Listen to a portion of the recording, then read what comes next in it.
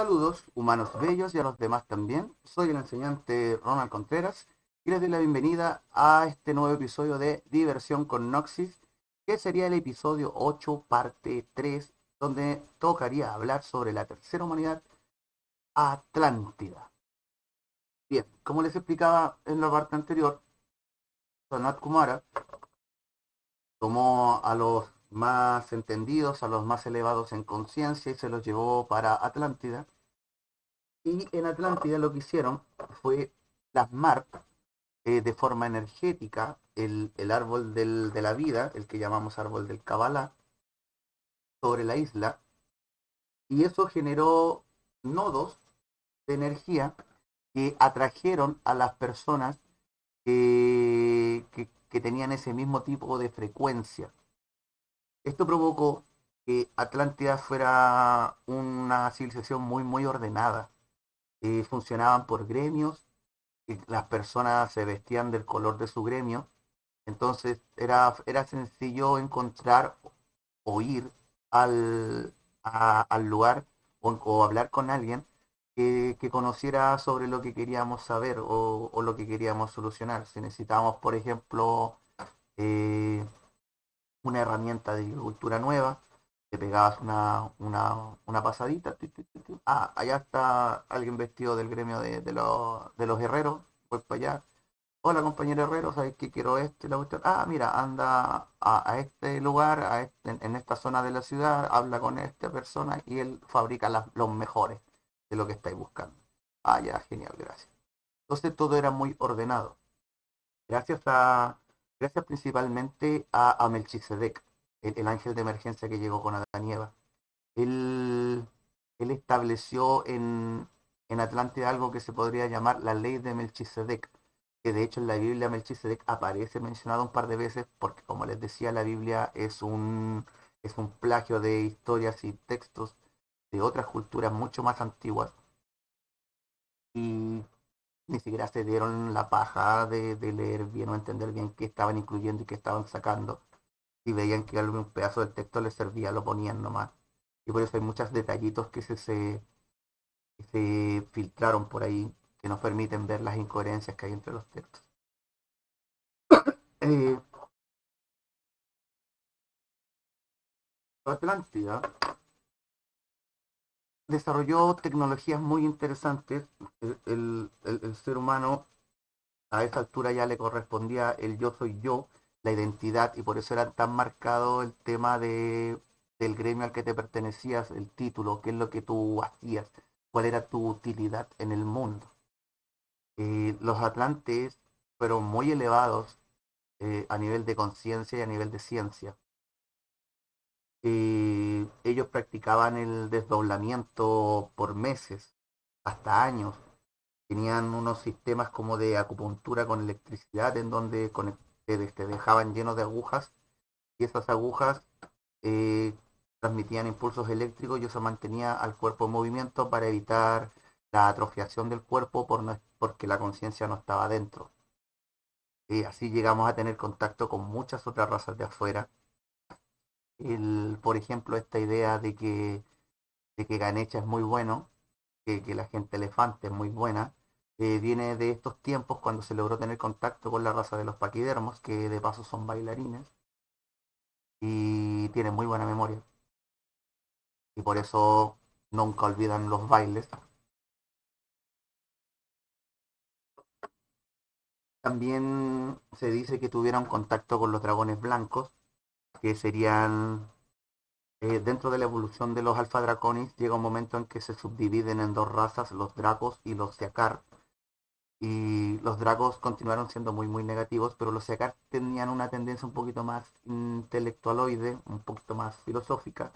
Y en algún momento desde los seakar surgió una facción de, de reptiles que lograron liberarse de la oscuridad y ahora son conocidos como los dragones blancos y son una raza de la quinta densidad bastante respetada.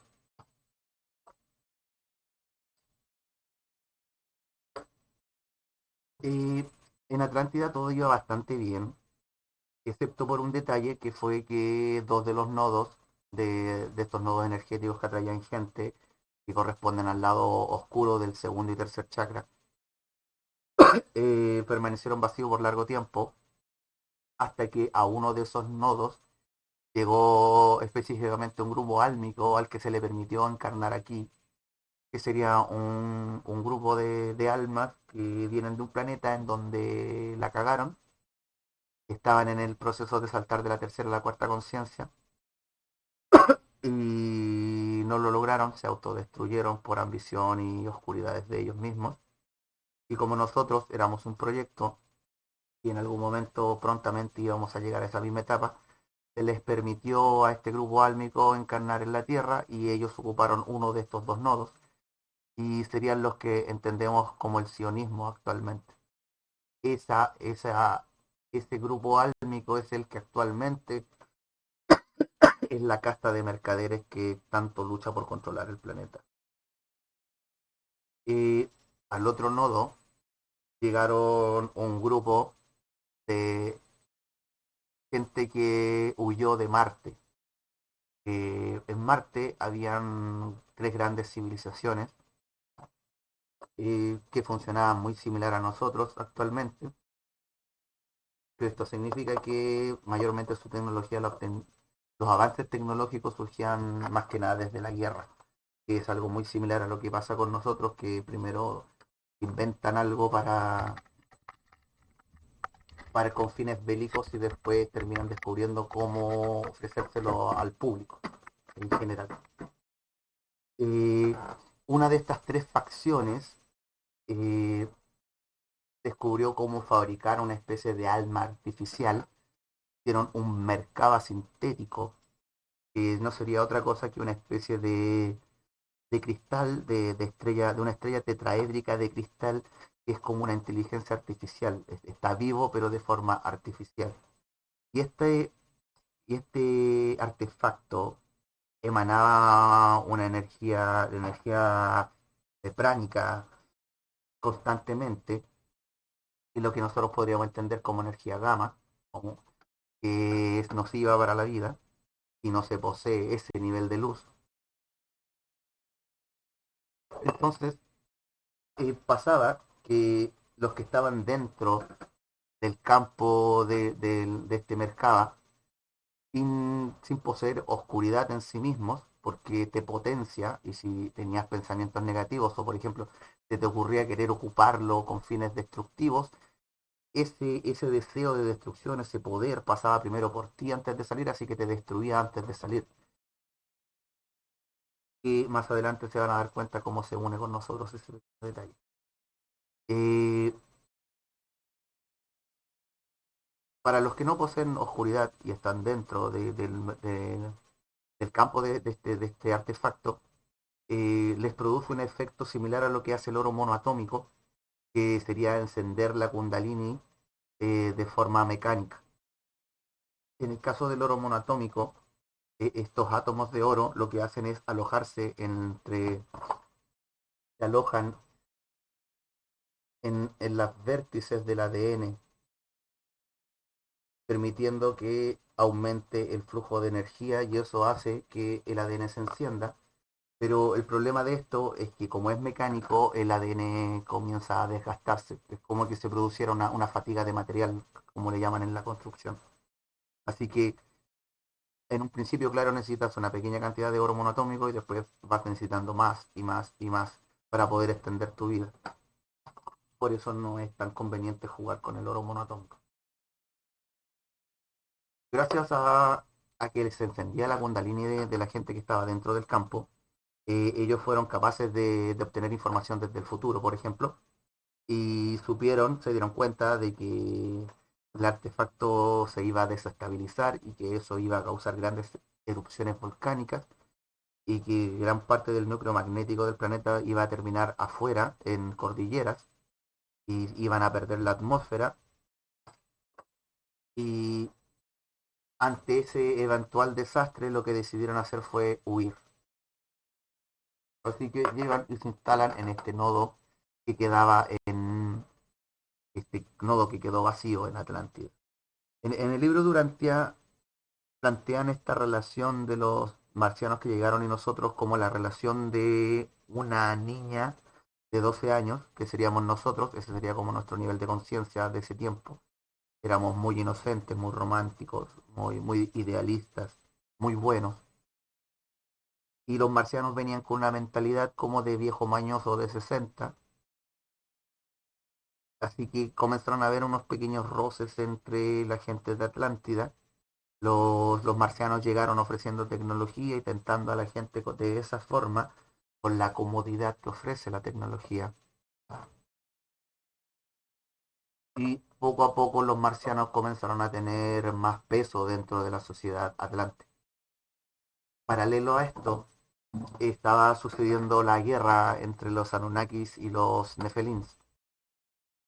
Un detalle que se me fue mencionarles es que cuando le piden ayuda a Enki para diseñar la genética de esta segunda humanidad, Enki le pidió permiso primero a los dracos, a sus jefes draconianos, al linaje reptil que está por encima de ellos, los que los crearon a ellos, o más bien los que mutaron su humanidad a lo que son ahora siendo híbridos reptiles. Y los dracos conocían la historia de los monitos inmortales y dejaron las instrucciones de que nos volvieran menos peligrosos desconectándonos genética para reducirnos nuestro potencial. Y por eso de las 12 hebras originales que nos corresponden, solo nos tenemos dos, corresponden a las hebras del segundo y tercer chakra, que sería la identidad y la capacidad de reproducirnos, y eso es la razón principal de por qué el sexo y el ego son tan importantes para nosotros, porque son el ADN que más usamos.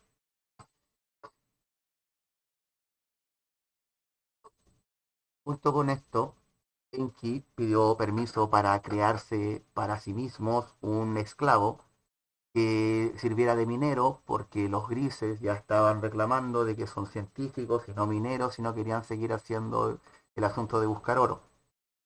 Y si no, por si no lo saben, los Anunnaki llegaron acá buscando oro. Y la razón de esto es que como cambiaron la velocidad y la dirección en la que se movía su planeta, perdieron la atmósfera paulatinamente, de a poquito comenzaron a perder la atmósfera, o en realidad tuvieron menos atmósfera que antes.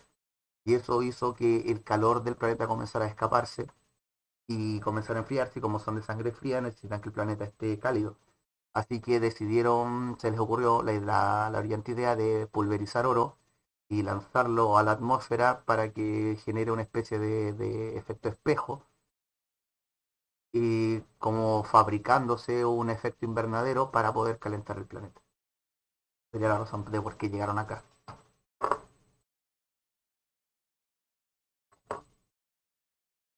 Eh, y la raza que crearon los Anunnakis serían lo que entenderíamos como arios. Ellos tomaron al hombre azul, al hombre caucásico, y le metieron de la genética de ellos, y de allí nacieron los arios. Los ojos claros son ojos inmaduros, son ojos que soportan eh, una menor cantidad de luz, y principalmente nuestros arios tienen los ojos claros porque pasaron mucho tiempo trabajando en las minas, así que no era mucho el contacto con la luz que tenían. Así que no necesitaban tanto filtro para la luz como lo necesitaban los que estaban afuera constantemente con ojos oscuros. Eh, por allí sucedió algo simpático. eh, Estos monitos, estos arios mineros, comenzaron a pintar en las cuevas. Y eso es un rasgo que los Anunnakis no poseen, el arte, la creatividad. Y les pareció simpático lo que hacían los monitos, así que tomaron a algunos de ellos y se los llevaron a la ciudad de Ur para que cuidaran los jardines. Un día, X, Enki se encontraba paseando por los jardines y de pronto ve a una mujer, y por la distancia en la que estaban, ella le hace el gesto que nosotros actualmente llamamos persignación, esto de poner los deditos así y besarte y besártelos en nombre de Dios. Esto en realidad tiene que ver con que los Anunnakis eran mucho más altos que nosotros, entonces nosotros hacíamos el gesto de tomarles el dedito así y besarles la mano en gesto de adoración y respeto a estos dioses. Y la chica hizo esto mismo a distancia. Y Enki, por ser científico, no le gustaban este tipo de costumbres y cometió el error de acercarse a la chica y explicarle de que ellos no eran dioses, sino que eran una raza más antigua, con más tecnología, que viajaba por el espacio, así que realmente no debían ser adorados como dioses. Esta chica es la que en nuestra historia figura como Pandora. Esta chica abrió la caja que dejó la patá en el mundo de los Anunnakis, en el mundo, en lo que habían gestado los reptiles. Esta chica hizo llegar esta información a las minas, encendiendo el corazón de la raza aria con deseos de libertad. Al saber que sus dioses eran mortales, que eran de carne y hueso igual que ellos, que podían morir, encendieron el fuego en el corazón del hombre, que sería a lo que se refiere esto de que Prometeo baja y le da el fuego a los hombres. Los arios se organizan y en masa se escapan hacia Hiperbórea. Y los hiperbóreos, los Nefelín, los reciben con los brazos abiertos, dado la información eh, logística que podían obtener a través de ellos, ya que ellos sabían todo sobre cómo funcionaban las costumbres de los reptiles, la tecnología que usaban, el tipo de magia que usaban los reptiles, magia oscura, eh, debilidades, fortalezas, etcétera, etcétera. Así que los Nephilim recibieron a los Arios con los brazos abiertos y les dejaron construir su propia ciudad. Y de allí es de donde saldría la leyenda de la mítica ciudad de Tule, de la cual estaba obsesionada Hitler, con lo que estaba, que es un tema con el que estaba obsesionado Hitler. Y bien, ahora sí podríamos llegar a volver al punto en donde los reptiles están peleando con los Nephilim por el territorio. Los arios se dieron cuenta de que sus protectores iban a perder, se notaba ya. Cuando el Lil decide usar bombas atómicas y ataca la ciudad principal de Krishna, que estaba al sureste de la India, que de hecho se ha encontrado que hay restos de una ciudad en donde el piso está vitrificado, piedra vitrificada, que solo es posible bajo un el calor intenso de una bomba atómica. Que en el libro de Enki es mencionada como armas del terror y es de hecho la razón por la que Enki dicta este libro a uno de sus descendientes, que según la historia sería Noé, el Noé sumerio. Eh, y básicamente Enki se lava las manos diciendo yo no apoyo lo que está haciendo el Lil, no estoy ni ahí con destruir el planeta usando bombas atómicas, así que me lavo las manos, yo me voy. Y te recomiendo a ti que hagáis lo mismo. Y le da esas instrucciones a su familiar.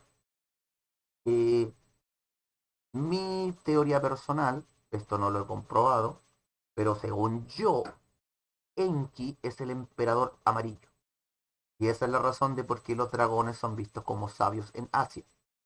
Al parecer, Enki, cuando abandona a Enlil y su empresa esta de luchar con los Nefelim, se fue al territorio donde vivía la raza amarilla y comenzó a ayudarlos a ellos a progresar.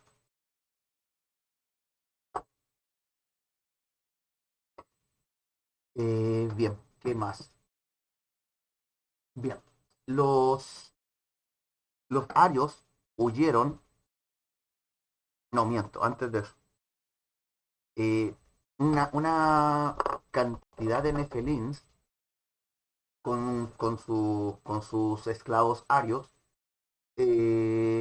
o amigos, no sé cómo, realmente no sé si era una relación de esclavitud o de amistad, pero los nefelins tenían esta costumbre de ser adorados como dioses, así que dudo que hubiera amistad. Era más una cosa como de adiestramiento. eh, un grupo de Nefelins decidió huir a Nepal, al Tíbet, porque allí se encontraba la Kundalini del planeta y sabían que si se escondían allí no los podían atacar sin correr el riesgo de dejar algo así como al planeta paralítico, algo así como robarle o destruir la posibilidad de que el planeta sostenga vida. Entonces se fueron a esconder a Nepal, al Tíbet, y mientras iban en ese viaje, un grupo importante de arios se escapó y se fueron para la zona de las tierras frías de arriba, de Siberia y toda esa zona, sabiendo que los reptiles son de sangre fría, así que era poco probable que los fueran a molestar para allá. Con el tiempo, los Nefelín del Tíbet terminaron por morir todos, pero quedó esta cultura de seguir adorándolos, de seguir brindándoles energía a través de la adoración, y de eso básicamente se tratan los mantras que cantan los monjes tibetanos, para alimentar a los nefelín y mantenerlos vivos. Cuando cayeron al bajo astral los caídos, se comenzó a gestar el reino el reino etérico que llamamos Chambala. Ese es el reino de Shamasa. El Chambala no es un lugar bueno. Si uno llega a tener contacto con el Chambala y lo hace desde la ignorancia, lo que sucede es que como es el astral, el observador proyecta su información sobre lo que está observando y nosotros tenderíamos, por ignorancia, a ver gente inmortal y una sociedad relativamente piola que vive ahí tranquilamente. Pero si viéramos la realidad, veríamos que son solo demonios atormentados, encerrados allí, como sucede en los relatos de los brujos que han dejado de ser brujos porque lograron ver la realidad cuando visitaban los infiernos. Se dieron cuenta que, por ejemplo, los autos de lujo que veían por las ciudades, que las ciudades de oro y diamantes, eran en realidad ataúdes con ruedas, o que las mujeres hermosas que veían allí eran sucubos horribles, y bueno, etcétera, etcétera, etcétera. Cuando se logra la vista verdadera, las ilusiones del bajo astral pueden ser vencidas. Eh, los arios, que se fueron para arriba, para la zona fría, terminaron siendo los fundadores de Tartaria. Tartaria se fundó bajo la idea de luchar contra los reptiles, que es de donde viene el cuento este de Jorge y el dragón, o la imagen de Micael, el arcángel Miguel peleando con dragones. La postura de Tartaria, si bien querían ser del camino medio, también entendían que no podían dejar que los reptiles hicieran lo que quisieran.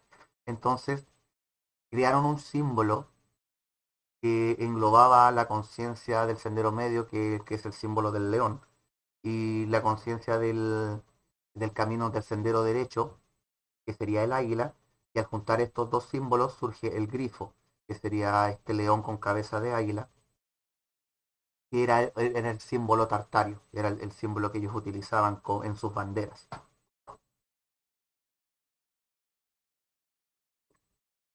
Bien, ya, termina la guerra de los Nefelín con los dragones.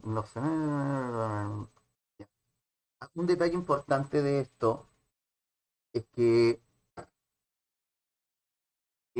Shamasa atribuyó su derrota al haber fragmentado el poder de la adoración entre todos los Nefelín en vez de haber sido él el único en recibir toda esa adoración.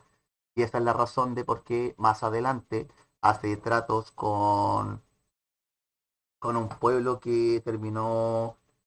Esta parte es interesante.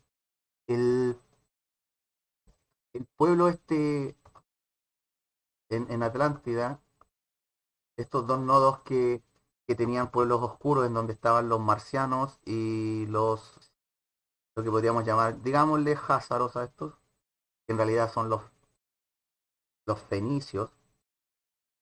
Estos dos bandos, estas dos comunidades, se llevaron muy bien entre ellos. Y fue muy rápido el proceso en el que se volvieron una sola comunidad. Pasó que cuando Enki, o sea, cuando el Lil empezó a usar las bombas atómicas, Cambió el clima del planeta debido a esto y el viento radiactivo se fue para Eridu, para Ur, para la zona en donde ellos vivían. Así que deciden marcharse.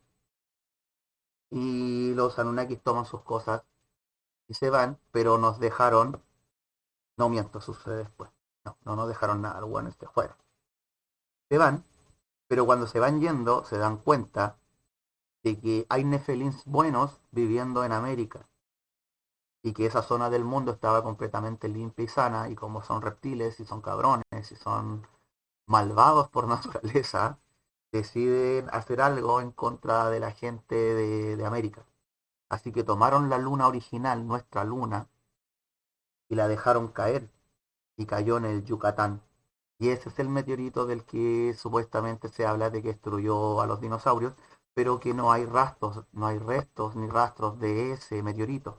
Y la razón de esto es que nuestra luna original estaba hecha del mismo material que la Tierra, porque ambas son de producto de Tiamat.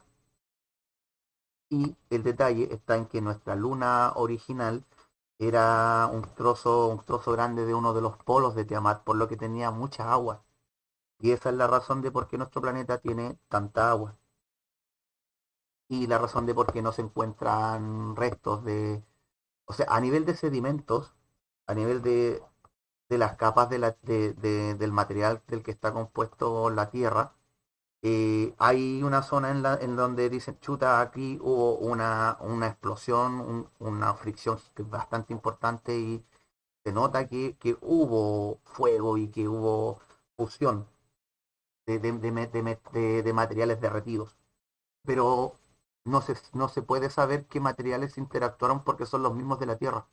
Entonces, tenemos el registro de que sucedió, pero no podríamos separar el material de las dos cosas que chocaron porque estaban hechas de lo mismo. ¿Qué tiene que ver esto con Atlántida? Pues el impacto generó una ola que le pegó a este lado de Atlántida y diezmó a los marcianos que ya estaban diezmados de haber sido solo un grupo que huyó de Marte.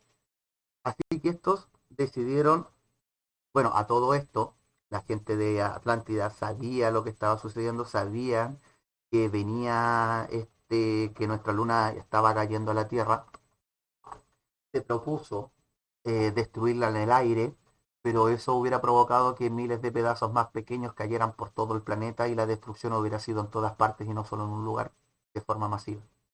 Así que los atlantes, a lo más estilo Sendero Medio, dijeron que pase lo que tenga que pasar, que sea su voluntad y no la nuestra. Así que asumieron las consecuencias de lo que pasaría al chocar la luna en ese lugar. A los marcianos no les gustó, así que decidieron tomar su destino en sus propias manos y se les ocurrió construir un segundo mercado artificial con prácticamente los apuntes que tenían sobre el otro, sobre el original. Así que era muy... Y allá no les resultó la posibilidad de que aquí funcionara, eran más bajas todavía. Así que construyeron esta segunda alma artificial y la pusieron como la llave de una pirámide que construyeron, que de hecho hay imágenes de esta pirámide. Estaría... Les voy a contarles eso después.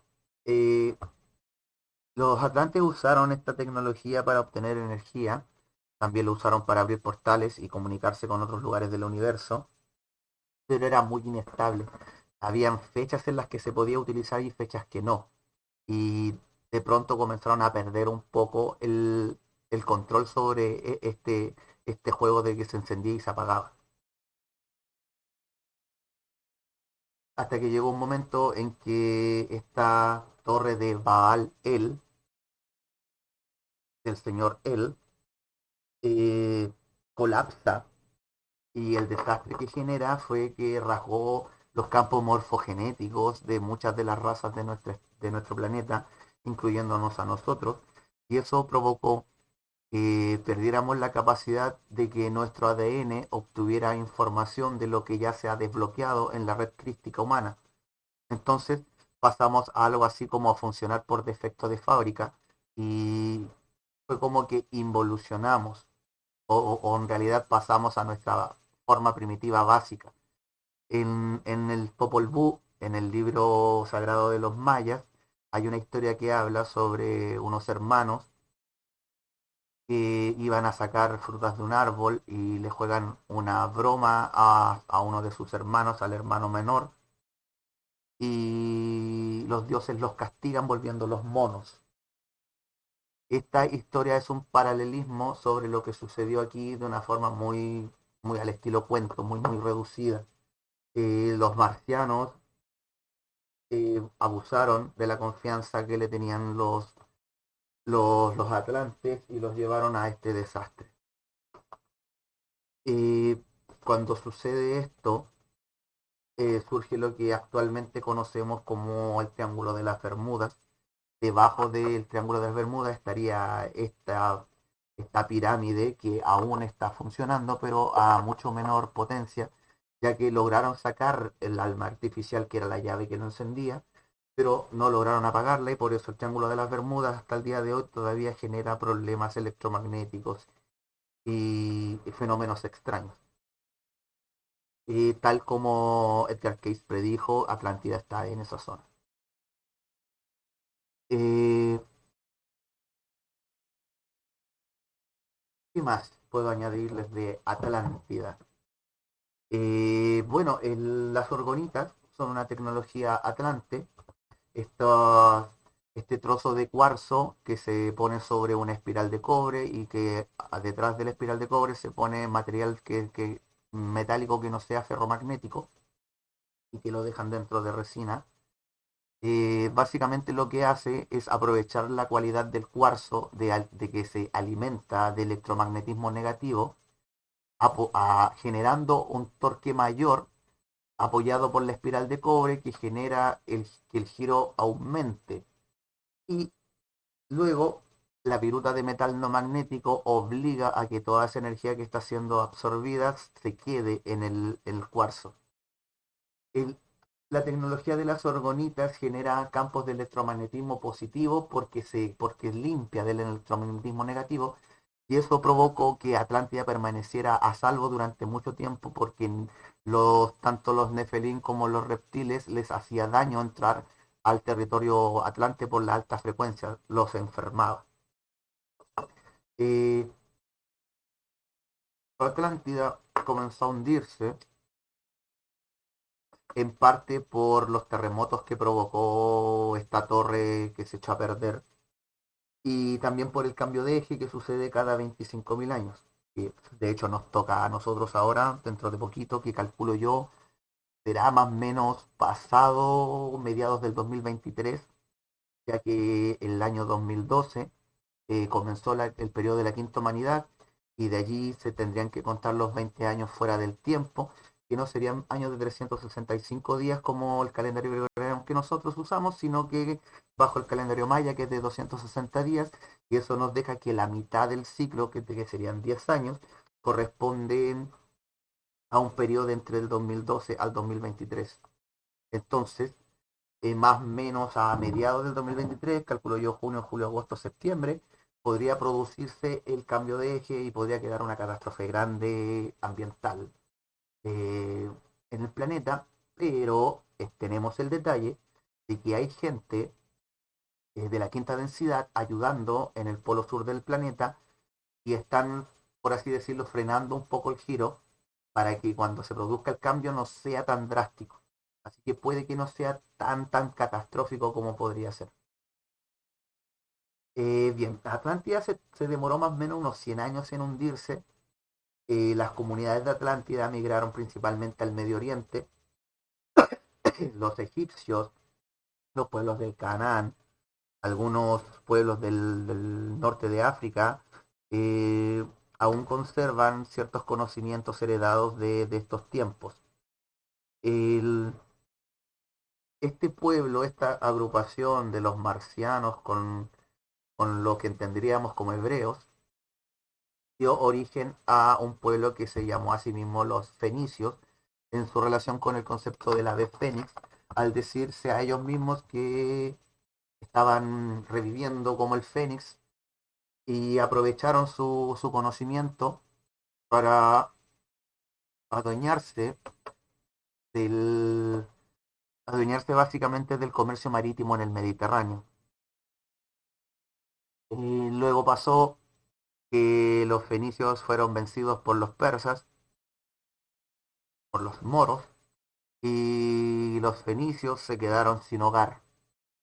Y allí sería cuando comienza todo el cuento del sionismo, tratando de conquistar el mundo. Más o menos en esas fechas surge lo que entendemos como la gran conspiración secreta, que, que luego le cambiaron el nombre porque era demasiado obvio, así que les pusieron protocolos de los sabios de Sion y escondieron el plan de controlar a la humanidad paso a pasito.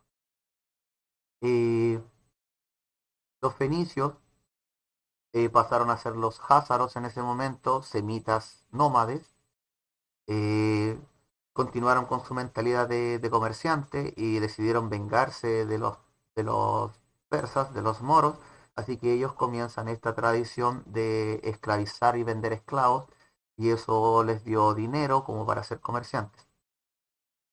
Esto de la circuncisión, esto de cortar el prepucio del pene, es básicamente para marcarte desde bebé como un no esclavo. Si tenías el prepucio cortado es porque no eras esclavo. Para eso se usaba. Así comenzó esta travesía de los házaros, en donde se instalaban a las afueras de las grandes ciudades, formando, estaba la ciudad con sus casitas y todo el atado, y ellos llegaban y se instalaban como formando una media luna en eh, y dejaban atrás de ellos el sol, para que al amanecer lo primero que se vieran, al mirar el sol, lo primero que ves son los comerciantes. Y lo que ellos hacían era que llegaban en la máxima de la buena onda y daban crédito. Y luego, a través de la usura, comenzaban a adueñarse de las ciudades. Y por esa razón terminaban siendo exiliados y echados de las ciudades, y esa es la razón de por qué los judíos han sido expulsados ya más de 200 veces a lo largo de la historia. Hitler no fue el primero que lo ha hecho, ha pasado cientos de veces ya. Esto, aparte de darles poder económico y poder adquisitivo y poder sobre y adueñarse de las ciudades, también les permitió conseguir mucho, mucho conocimiento, ya que era muy fácil llegar a donde un deudor y decirle, vengo a cobrarme mi deuda. Ah, pero es que no tengo, no me alcanza, no te puedo pagar ahora. Ah, no te preocupes, no hay problema, me voy a llevar a tu hija. ¿Cuál es tu hija más bonita? Ya, esa. Me la voy a llevar y la voy a vender de esclava y así recupero el dinero, no te preocupes, no hay drama. Cosa que en esos tiempos estaba más que permitida. Así que la gente solía recurrir a, a intercambiar la deuda por reliquias. Y en esos tiempos las reliquias más preciadas eran los libros, dado el conocimiento que guardaban, y eran un tema exclusivamente de la élite, de los nobles, porque los pobres no sabían leer. Entonces, de esta forma, los házaros comenzaron a acumular muchos, muchos libros, y que es de donde de donde sacaron las historias que terminaron conformando la Tanaj, al intercambiar los nombres de los personajes reales de las historias por nombres hebreos, con ejemplos como Moisés, que realmente es Ramsés II, ya que Akenatón, el faraón Akenatón, fue derrocado y su hijo huyó y después más grande volvió a reclamar el trono. Y ese sería el cuento del falso príncipe egipcio que recuperó Egipto. También estaría, por ejemplo, el caso de David, el rey David, que en realidad es Sargón de Acadia. Y así sucesivamente podríamos, Noé, que sería, es súper difícil de pronunciar, Uttarsup, una cuestión así se llama el Noé de los sumerios. Y así podríamos continuar tomando los personajes que aparecen en la Biblia y encontrándolos en las historias y leyendas y mitos de culturas mucho más antiguas que los hebreos.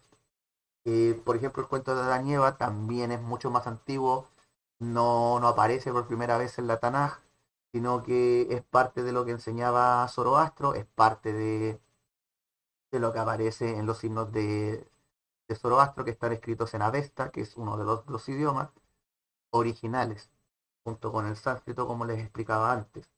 Y de allí empezamos a notar los detallitos sobre que nos están poniendo a Zoroastro en el año 500, pero hay detalles que dicen que existió desde antes, como por ejemplo que el rey Hammurabi, el último rey persa, estableció al zoroastrismo como la religión de Persia, la religión del buen vivir, y él murió por ahí por el 1200 antes de Cristo. Entonces, ¿cómo pudo haber establecido el zoroastrismo como la religión si Zoroastro existió recién en el año 500 después de Cristo? ¿Cómo? No se sabe. ¿Cómo puede ser que el islamismo haya usado el calendario zoroástrico durante sus primeros 300 años y el zoroastrismo surgió después del Islam? ¿Cómo? Bueno, la realidad es que Zoroastro es mucho más antiguo de lo que nos quieren colocar y el detalle de esto es que si, por ejemplo, está este detalle de San Isa, que es un sabio que aparece en los textos persas, los textos en Parsi, en el Tíbet, y los historiadores presumen, los que siguen la historia secreta de Jesús, lo que hizo en los años de los que no sabemos de él, que serían los años entre que huyó de la persecución de que estaban matando primogénitos, y el momento en que reaparece a los 30 y tantos, a los 30 y muere a los 33. Muchos historiadores presumen que San Isa, el sabio, que de hecho San Isa significa el mejor hijo del hombre, que es un título atribuido a Jesús, sería Jesús. Pero el detalle está en que la fecha de la visita de San Isa al Tíbet lo coloca por lo bajo 1300, 1400 años antes de la existencia de Jesús, lo que calza con el rey Hammurabi eligiendo al zoroastrismo como la religión de Persia.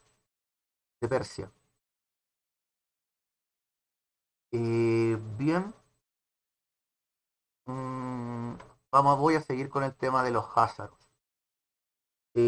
Haciendo esto y siendo expulsados, llegaron a Babilonia. En Babilonia tuvieron contacto con la magia negra Anunnaki, con los sacerdotes negros de Ananna, eh, y la cosa comenzó a mutar.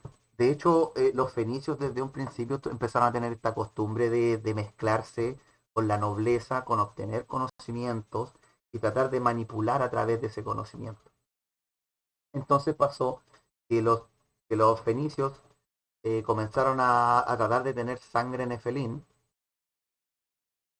y también eventualmente después de Babilonia llegan a Egipto y sucede que tiempo antes a Egipto, hace 12.500 años más o menos, recibimos una segunda venida Anunnaki con 7 Anunnakis nuevos, donde serían los dioses egipcios que más nos figuran, que serían Ra, Isis, Osiris, Set, etcétera, etcétera.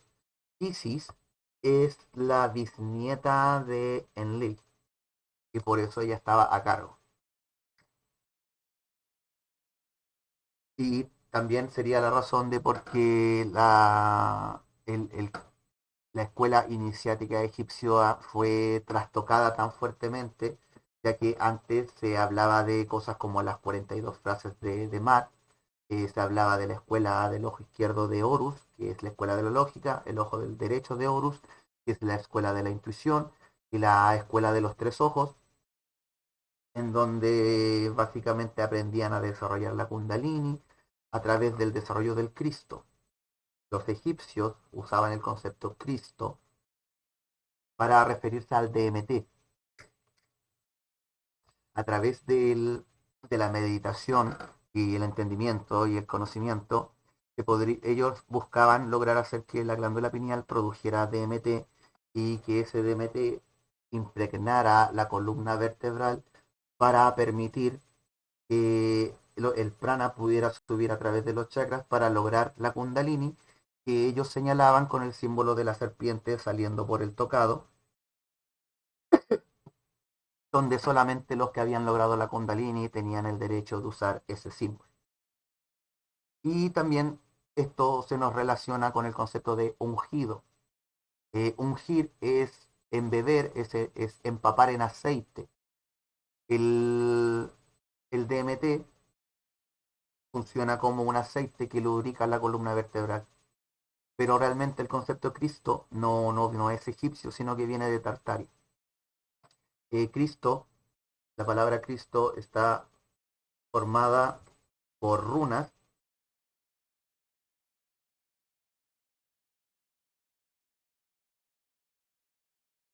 No, este es un Krustu. El concepto Krustu, pero no, el concepto Krustu aparece en nuestro abecedario. Q-R-S-T-U.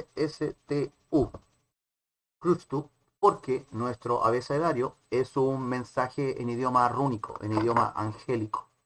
Pero el mensaje solo puede leerse si se usa la letra A para leer las letras, que sería la razón de por qué usamos la letra E y decimos A, B, C, D, en vez de decir A, B, K, D. Y en inglés se usa la letra I, donde dicen A, B, C, D. Abba, en Avesta, y por ahí rozando el acadio, significa padre. Abba, cada significa madre. Efa significa hijo. Entonces, el abecedario lo primero que nos dice es padre, madre, hijo, haciendo referencia a la Trinidad. Luego sigue Abba, Kada, Efa, Gaia, Maná, donde se refiere al espíritu de la tierra, y el mana, que es el plasma vital. Y al final ya llega y nos dice QRSTU del Cristo. Y bueno, las últimas letras no las he podido no las he podido traducir todavía, no he encontrado referencias a eso. Pero si tomamos las runas que forman la palabra Cristo, Crustu, tenemos que el significado de las runas nos dan una frase que dice aquel que es co-creador de la realidad junto al Padre Madre. Esa sería la definición de Cristo, porque Cristo es un estado de la conciencia, no es un título. En Tartaria, tanto en Tartaria como en otras culturas como la egipcia, como los mayas, como los chinos, como en el hinduismo, la búsqueda de ser un humano primordial, un humano que encendió su kundalini, un humano que se entiende como octava completa, que sabe que es una cosa completa y cohesionada, que funciona como un emisario, como un cónsul, como una neurona eh, funcional y activa de la conciencia planetaria. Eh, los házaros eventualmente llevaron a Egipto a la ruina, que sería que sería el verdadero significado de la historia esta de José de los Sueños, que habla de 7 años de prosperidad y 7 años de, de miseria, y que se refiere a los 7 años de prosperidad que tuvo Egipto cuando llegaron los házaros y dieron créditos y a todos les sobra y todos opulentos, qué lindo vivimos. Y después cuando llegó el momento de cobrar, Egipto se fue a la miseria y los házaros fueron expulsados de Egipto, pero con el detalle de que los desgraciados se robaron el arca de la alianza. Y en este punto tendríamos que retroceder en la historia. Cuando se produce el desastre de Atlántida, tomaron la llave, este mercado artificial, y lo pusieron dentro de un arca. Eso es lo que realmente está dentro del arca de la alianza. Y le llaman la arca de la alianza porque llegó un momento en que Ah, bueno, no le he hablado de esto. Eh, Cuando sucede el desastre de la Atlántida, eh, comenzó rápidamente un plan de emergencia para rescatarnos y muchas comunidades de muchos lugares llegaron a intentar hacerlo y establecieron su base en Venus. Y esta es la razón de por qué entendemos a Venus como el planeta del amor, ya que de allí llegaban para acá los seres que en la mitología egipcia nombran como los Hathor. Y también aparecen en las leyendas de la isla de Pascua, que serían un tipo de humano ave, que no serían los cairianos, sino que sería otro tipo de humano que tenían alas y que de cierta manera construyeron nuestro concepto de los ángeles. El culto al hombre pájaro en distintos lugares del mundo proviene de esta gente que llegó de Venus a tratar a tratar de reparar el desastre de Atlántida. ¿Cómo se hizo esto? Como la red de conciencia humana se había roto, había que generar el esqueleto de una nueva. Así que comenzaron a construir pirámides, templos, en los nodos de la red para poder sostener los pilares de la red. Y eso iría conformando la red. A esta grilla, a esto le llaman la grilla geomagnética. Y a lo largo del tiempo han sucedido cosas interesantes respecto a esto. Son como por ejemplo que hay pirámides o templos o son lugares sagrados, todos estos lugares, y actualmente donde no hay templos o no son sagrados o no hay pirámides, curiosamente hay bases de Estados Unidos en ese mismo lugar. Hay una historia simpática en donde un chico de la universidad llegó a esta información y se le ocurrió buscar en la grilla un punto donde fuera imposible que hubiera algo. Y el lugar que él seleccionó fue un lugar en el Gran Cañón. Le contó a otro amigo, se pescaron sus mochilas de montaña y se fueron a ver qué había en ese lugar que indicaba la grilla. Y cuando llegaron descubrieron que tanto a la entrada de esa zona, un par de kilómetros antes, como al otro lado del cañón, había policía militar que no los dejaba pasar, y, ya que su plan era llegar al lugar y escalar para ver qué había hasta la cima. No pudieron hacerlo, los militares se los impidieron, así que al más estilo chileno lo hicieron a la mala y llegaron por el lado de arriba y comenzaron a hacer rappel para bajar hasta que llegaron a una cueva y al entrar en la cueva descubrieron un templo que parecía ser un templo a Isis. Era un templo de carácter femenino en donde habían objetos que pertenecían a otras culturas, habían estatuas de monjes hinduistas, monjes tibetanos, habían imágenes de Buda y otras cosas como si alguien hubiera recolectado cosas de todo el mundo, de diferentes culturas, que, que ya es sorprendente más allá de que sí haya habido algo en ese lugar. Eh, Cuando los Hators se tienen que ir, nos dejan el Arca de la Alianza, nos dejan el cubo de Metatron sintético y nos dicen, y bueno, establecen una alianza con nosotros. Y nos dicen, ahora nos vamos como dioses, pero cuando regresemos vamos a ser hermanos. Refiriéndose en que en ese momento nosotros estábamos pasando por una desconexión con el alma, así que éramos bastante brutitos y era lógico que nosotros los viéramos como superiores, pero que ellos tenían la esperanza que cuando ellos volvieran a visitarnos, ya todo lo que ellos hicieron para ayudarnos hubiera funcionado y ya pudiéramos hablar de tú a tú con ellos. Esa fue la alianza nueva y eterna que hicieron nuestros hermanos humanos de otros lugares con nosotros.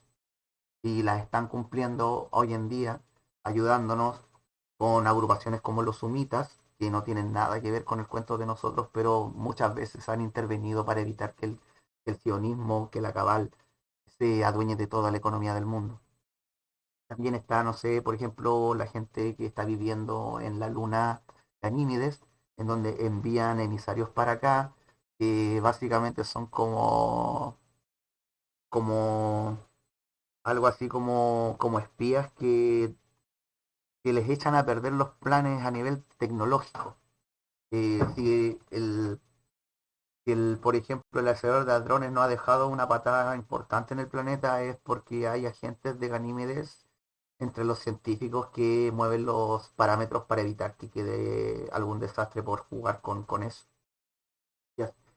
También estaría el tema, por ejemplo, de los aeroglifos, en donde hay un tipo de aeroglifo que básicamente es el dibujo en 2D de un ángel y a través de eso se emanan ciertas frecuencias luminosas que a nuestro planeta le sirven. Hay otros que son eh, diseños que serían motores electromagnéticos o motores de punto cero, con la intención de que dejemos de usar la energía fósil. Y hay otros que son mensajes ideomatemáticos que nos dicen algo. Eh, Bien, cuando los házaros son expulsados, nuevamente se quedan sin hogar y aprovechando de que el rey Hammurabi había muerto hace poco y había más o menos un desorden en esa zona, en el imperio persa, donde todos los pueblitos que quedaron estaban tratando de ser soberanos de su territorio, aparecieron ellos. Ah, antes de esto, a esa altura, los házaros ya venían llamándose a sí mismos israelitas. Como lo mencioné antes, el nombre Israel proviene de juntar el concepto de la sangre de Isis, que sería la sangre reptil, ya que en Egipto y en otros lugares del mundo, cuando hicieron esta segunda venida, generaron una raza híbrida entre ellos y nosotros, que conocemos como los Homo capensis, los cabecitas de cono, y los dejaron como la nobleza que intercedía entre nosotros y ellos. Se dice que Akenatón tenía de esta sangre, pero por suerte su lado humano prevaleció y hizo grandes, intentó retornarnos al sendero del uno, al camino medio, pero lo derrocaron y después los sacerdotes regresaron todo a como estaba con la adoración a los dioses Anunnaki. Eh, los házaros llegan al Canaán y necesitaban inventarse que ellos venían de allí mismo desde siempre porque querían apoderarse de esa zona, así que dicen que son los hijos de Ruth, que sería uno de los descendientes de uno de los 12 hijos de Noé, que sería la tribu perdida. Entonces llegaron diciendo, no, si nosotros también somos hebreos y bla, bla, bla. Como son comerciantes, como tenían poder adquisitivo y la costumbre de mezclarse con los nobles, rápidamente comenzaron a tener una fuerte presencia política y económica dentro del Canaán. Y gracias a eso, a mojar a los sacerdotes, comenzaron a cambiar las creencias del pueblo del Canaán que provenían de los conocimientos atlantes, en donde los pueblos del Canaán hablaban de Ashera y Yahweh.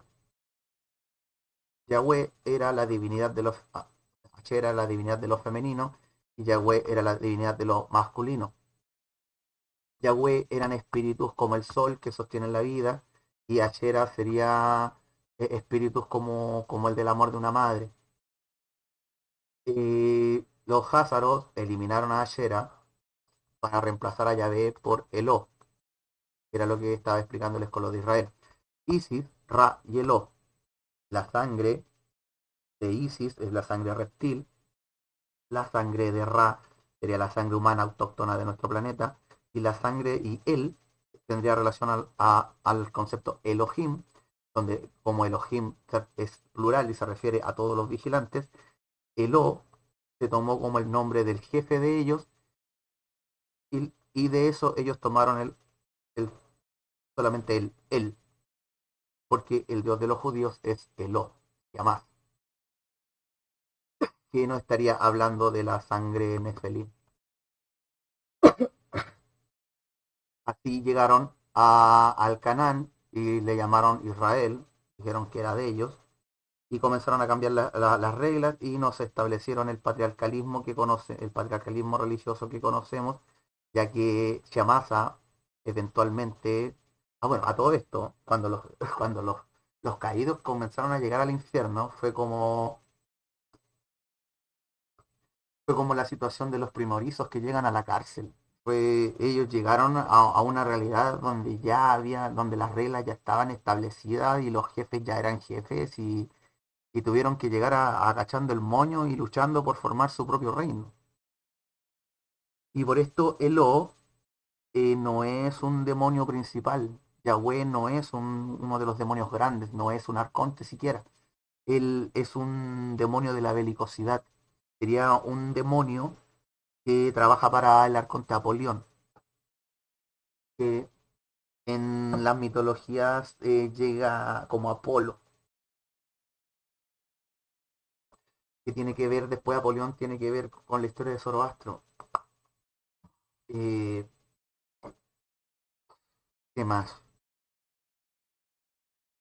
Eh, bueno, les voy a agregar un cachito más.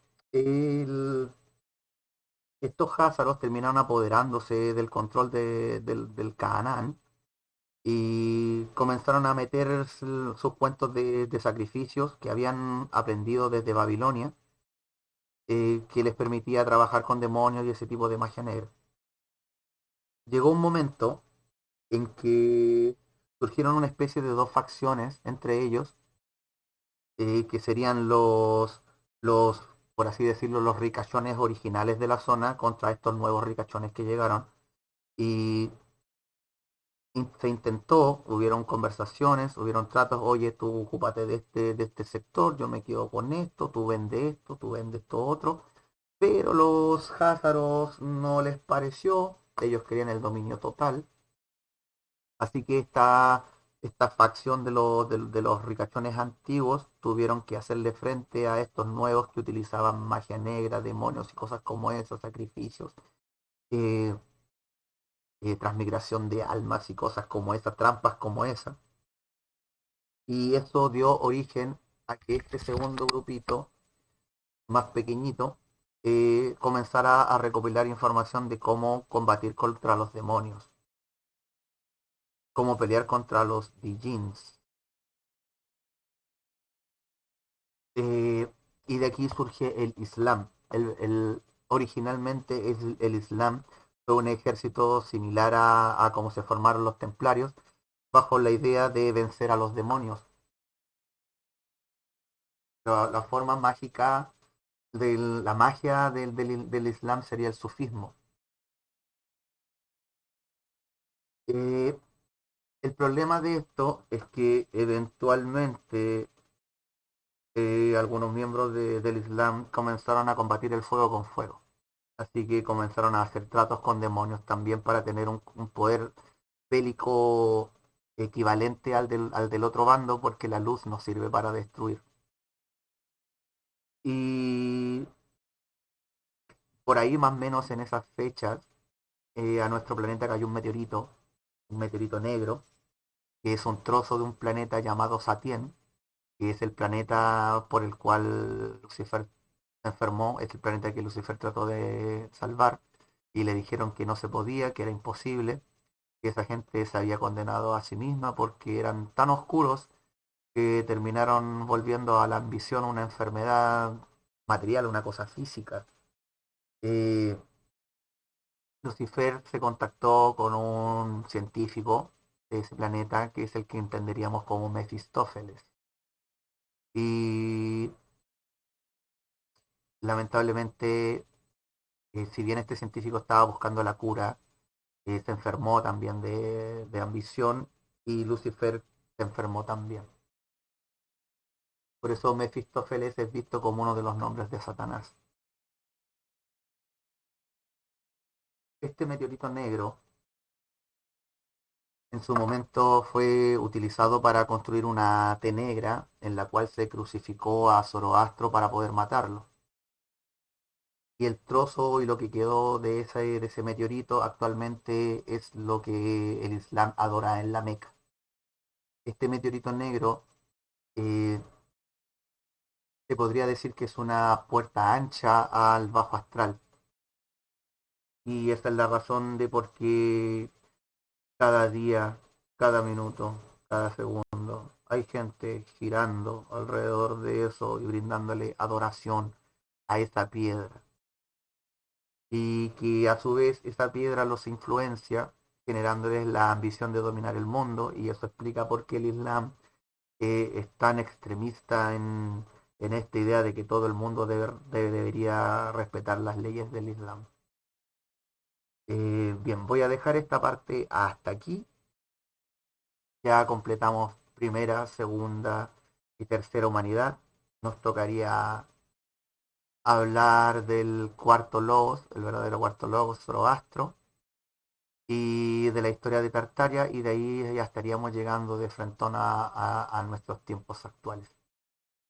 Gracias por su tiempo, chiquillos. Espero que esto les haya servido. Espero que noten que la versión que les estoy contando es un tanto más completa y detallada que la que se maneja normalmente, en donde nos hablan solo de los reptiles y los colocan a ellos como los personajes que participaron en todas las cosas. Y como pueden notar, según lo que les cuento, hay distintas razas que han intervenido en la historia de nuestro planeta.